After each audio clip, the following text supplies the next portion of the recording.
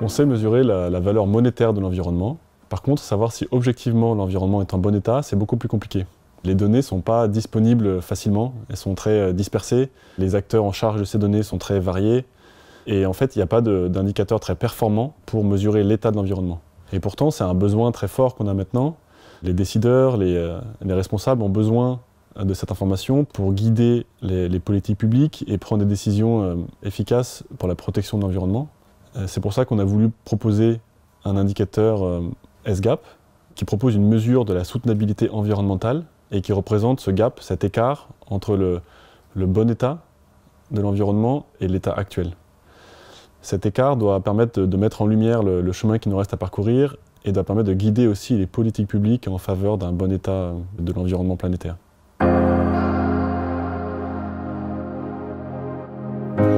Donc cet outil fonctionne sur une liste des contributions essentielles du capital naturel, c'est-à-dire les contributions critiques pour l'homme et pour les activités humaines qu'on n'est pas capable aujourd'hui de remplacer.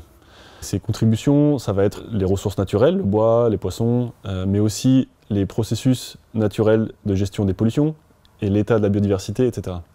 On passe au crible dans cette méthode l'ensemble des données disponibles sur l'état de ces composantes et on les agrège ensuite en 4 grandes thématiques et in fine en un chiffre unique qui va donner une vision très synthétique de l'état de la soutenabilité environnementale dans un pays donné. Ce tableau de bord, qui est à la fois du coup très global mais qui est très détaillé dans les données qu'il propose, nous informe sur les dynamiques et l'évolution de ces composantes et permet aussi d'informer du coup les politiques publiques secteur par secteur ou composante par composante. Et on envisage à terme dans cet outil d'informer aussi les politiques économiques en passant par l'estimation des coûts de restauration pour atteindre le bon état écologique dans les différentes composantes et les différentes thématiques.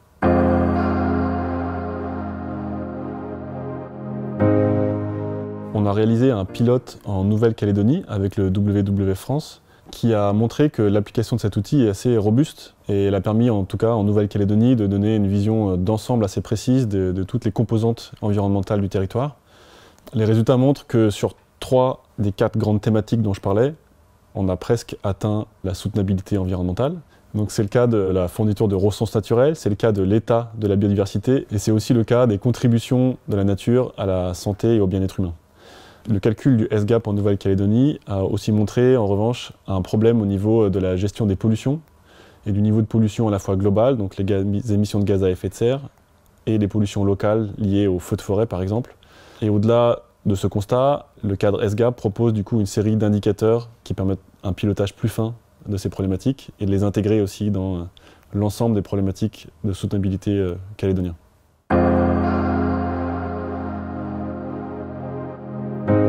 L'expérimentation en Nouvelle-Calédonie nous a montré que l'indicateur SGAP permet d'offrir plus qu'un simple diagnostic environnemental. Il met en lumière le problème de disponibilité et de fiabilité des données environnementales. Donc en Nouvelle-Calédonie, par exemple, sur les 23 indicateurs de départ, on n'a pu en remplir qu'une douzaine avec des données de bonne qualité. Au-delà de ça, il montre aussi le problème d'intégration des objectifs et des cibles de bon état environnemental dans les réglementations et les politiques publiques. En Nouvelle-Calédonie, il n'y a pas de cible de bon état de la biodiversité, par exemple, dans la réglementation, ce qui peut être problématique. L'objectif à terme pour cet indicateur SGAP, ça va être de réintégrer la nature dans les réglementations, dans les politiques publiques, et de rendre ces standards de bon état environnemental plus tangibles, plus faciles à utiliser pour les décideurs, mais aussi le rendre disponible pour l'opinion publique.